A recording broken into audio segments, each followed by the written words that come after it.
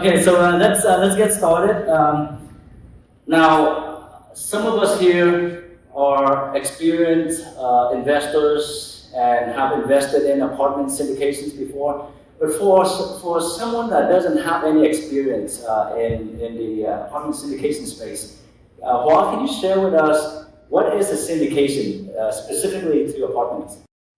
So a syndication, in simple terms, just means that a group of investors are able to pool our money together.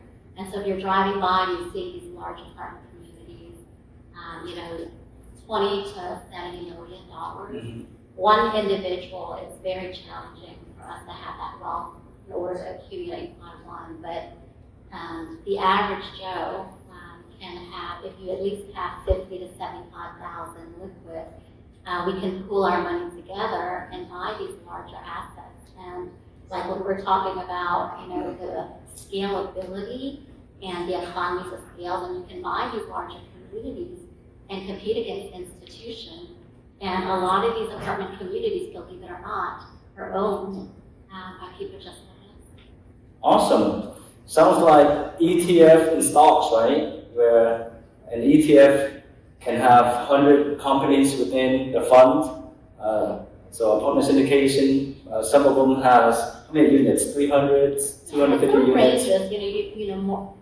I mean, anything fine like this in multifamily. Yeah. But, for us, we focus on 200 to 360. But the beauty of a syndication, aside from a REIT or something like that, is all the benefits. Even as a passive investor, you're able to get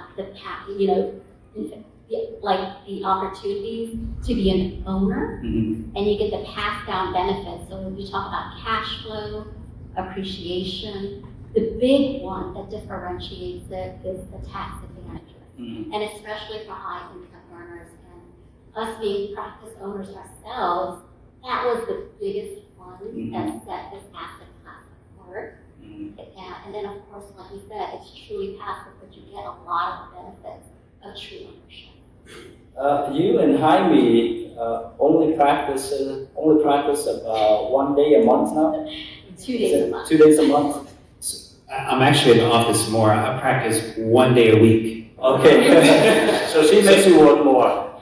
Yeah, she makes my schedule. So she's like, you have to go in this day. No, but that's the time freedom that we talk about, right? That everyone wants to be. So we were grinding, kind of like a lot of you guys are. I mean, we're practice owners. We see a bunch of patients a day. We go home, and then most of us have kids. So, and then we don't really have the energy to spend with our kids, right? So we're working 6-7 days a week, 60 hours, 60 hours weekdays, Yeah. or weeks. And I was like, you have to come up with something so we don't have to do this. We didn't sign up to be doctors to be working 6-7 days a week and 60 hours, And practice owners, you're not only working on your patients, you still have to manage your staff and worry about the marketing, business growth, and all that as a CEO. Yeah, kind of looking back, it's like we're not really entrepreneurs. If we're practicing, we're really not an entrepreneur.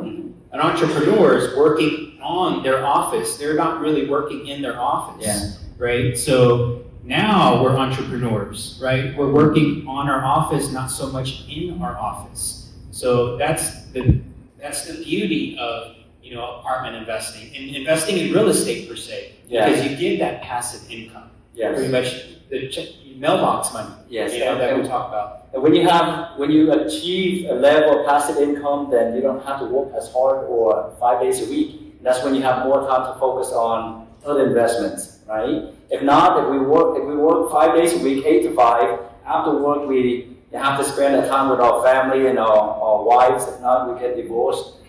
And on the weekends we got rest, right? So where's the time to focus on investment? Unless you are Roshan Kabra. Like I heard, he works 40 hours a week and another 40 hours in real estate. Okay, so pitch down there.